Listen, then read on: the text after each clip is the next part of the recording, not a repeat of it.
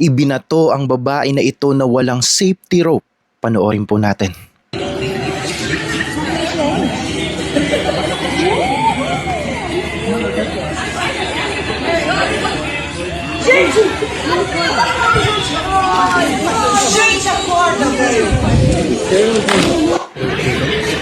Ai, meu Deus do céu!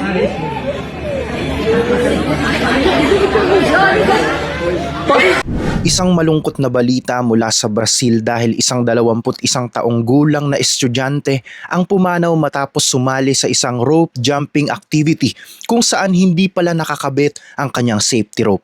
Makikita sa video na may mga tao pang sumisigaw para magbabala bago mangyari ang trahedya. Nakakatakot mong isipin na kung kailan ka na tumalon, doon mo pa malalaman na wala ka palang hawak na proteksyon. Sa ating mga buhay mga kapatid, marami sa atin ang parang ganito rin kung gumawa ng mga life choices. Sumasabak tayo sa malalaking hamon, sa trabaho o sa mga plano natin sa future nang umaasa lang sa sarili nating lakas o sa maling akala.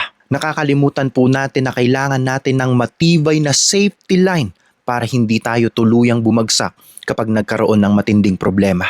Ang mahalagang aral dito mula sa Biblia ay ang kahalagahan po ng pagkapit sa Diyos bago tayo gumawa ng kahit anong malaking desisyon. Pinaalalahanan tayo, ang pangalan ng Panginoon ay matibay na muog, tinatakbuhan ng matuwid at naliligtas. Ibig sabihin, ang Diyos ang ating pinakamalakas na shield at secure na takbuhan sa lahat ng oras.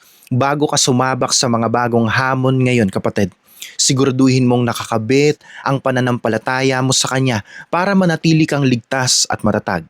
Mga kapatid, ipagkatiwala mo sa Diyos ang bawat hakbang mo para hindi ka kailanman mabuwal sa kawalan.